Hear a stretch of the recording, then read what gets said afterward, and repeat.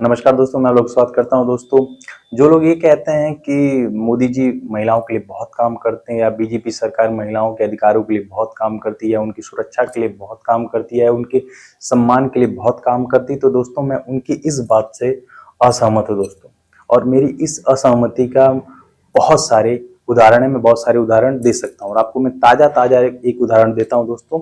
और वो उदाहरण ये है दोस्तों कि पुरानी संसद भवन का विदाई हुआ, उसको गुड बाय किया गया और नई संसद भवन का ओपनिंग किया गया दोस्तों। और इन दोनों ही कामों में हमारे देश के प्रधानमंत्री जी ने हमारे देश के राष्ट्रपति जो महिला हैं उनको नहीं बुलाया, चाहे वो पुराने संसद भवन की विदाई समारोह में या नए संसद भवन के ओपनिंग समारोह में। अब दोस्तों उन्होंने क्यों नहीं बुलाया ये तो वही जानते होंगे दोस्तों, क्योंकि आप लोग जानते होंगे हमारे देश के जो राष्ट्रपति होते हैं वो हमारे देश के प्रथम व्यक्ति होते हैं। और हमारे देश के राष्ट्रपति कौन है? द्रौपदी मुर्मू। और वो क्या है? एक महिला है दोस्तों। तो हमारे देश के प्रधानमंत्री जी को जो कहते हैं कि महिलाओं के सम्मान के लिए बहुत काम करते हैं, उन्हें बुलाना चाहिए था दोस्तों। और दोस्तों मैं एक बात और आप लोगों को बता दूं कि जो ये बीजेपी सरकार ये महिलाओं का तो विरोध करबे करती है, प्लस ये जाति विरोधी भी है। अब आप लोग पूछेंगे वो कैसे? दोस्तों वो ऐसे कि दोस्तों जो नया पार्लियामेंट बना है और आप लोग नया पार्लियामेंट बना है जिसकी ओपनिंग हुई, जिसमें उन्होंने हमारे देश के राष्ट्रपति को नहीं बुलाया गया। जो हमारे देश के राष्ट्रपति एक महिला है, प्लस वो एक आदिवासी हैं। अब इस वजह से नहीं बुलाया गया कि किस वजह से नहीं बुलाया गया ये तो वही जानते। एक और मैं आप लोगों को उदाहरण देता हूँ। जब दोस्तों राम मंदिर का भव्य ओपनिंग हुआ था, तब उस वक्त भी हमारे देश के जो राष्ट्रपति थे वो रामनाथ कोविंद थे। और वो क्या थे? एक दलित व्यक्ति थे। उस वक्त भी उनको नहीं बुलाया गया था। आप आरएसएस के प्रमुख को बुला सकते हैं, लेकिन हमारे देश के राष्ट्रपति को नहीं बुला सकते दोस्तों। एक और उदाहरण देता हूँ लोगों, बीजेपी सरकार की जाति विरोधी बात का एक और आप लोग उदाहरण देता हूँ। जब 2017 में बीजेपी ने उत्तर प्रदेश में सरकार बनाई थी, तो माननीय यहाँ के सीएम जो बने थे आदित्यनाथ योगी जी, उन्होंने सीएम आवास को पूरा गौमूत्र से धुलवाया था।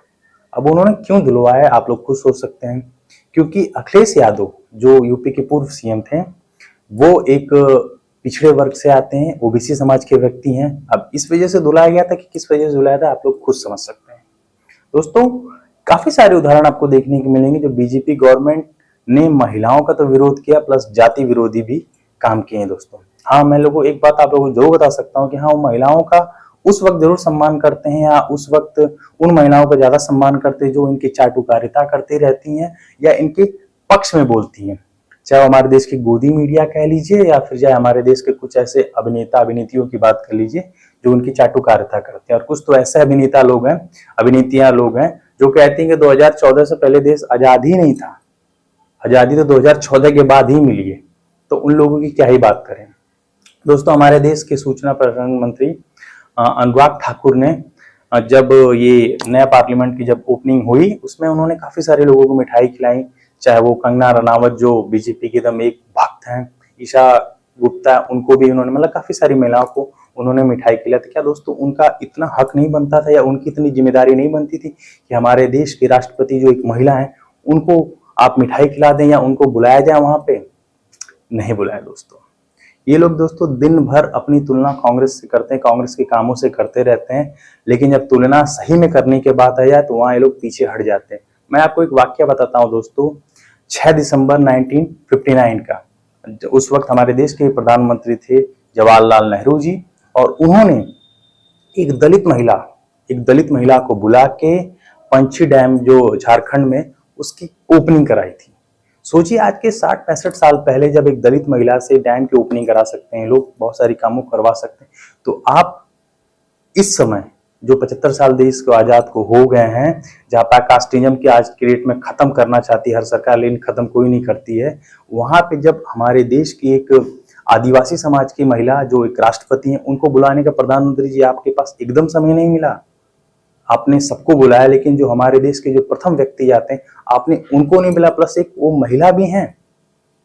ये महिलाओं की बात करते हैं। हाँ, अब महिलाओं को 2024 का चुनाव आ गया तो महिलाओं को एक जैसे कहते हैं कि जुमला देने के लिए उन्होंने एक महिला आरक्षण बिल ला दिया कि अब महिलाएं इसमें फंस जाएंगी। महिला आरक्षण बिल ला दोस्तों, महिला आरक्षण के बिल के बारे में मैं अगले वीडियो में आपसे जरूर बात कर लूंगा, लेकिन अभी बात करते हैं केवल मोदी जी के जो भव्य जो पार्लियामेंट के ओपनिंग है उसकी बात करते हैं। दोस्तों पार्लियामेंट की ओपनिंग करी कोई बात नहीं, आपके बहुत सारे सांसद मंत्री थे, लेकिन आपको हमारे देश के राष्ट्रपति जी को जरूर बुलाना चाहिए थे।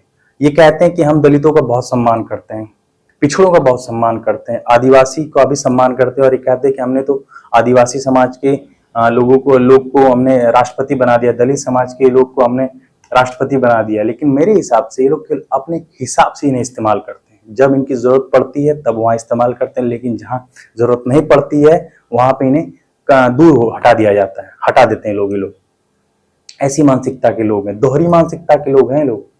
जहां लाभ है, कहने का मतलब है दोस्तों कि ये पार्टी केवल अपना लाभ देखती है, अपना सत्ता को बचाए रखना चाहती है और किसी की भी हकों की बात नहीं करते। सम्मान की महिलाओं की बात करें, इनके नेता लोग कहते हैं कि दिन में घूमिए, रात में 2-2 बजे तक घूमिए, लेकिन ये लोग बताना भूल जाते हैं कि दिन में रेप होता है और रात में उसी रेप की हुई महिला को पेट्रोल छिड़क के जला दिया जाता है, लेकिन इनके नेता लोग एक शब्द नहीं बोलते हैं।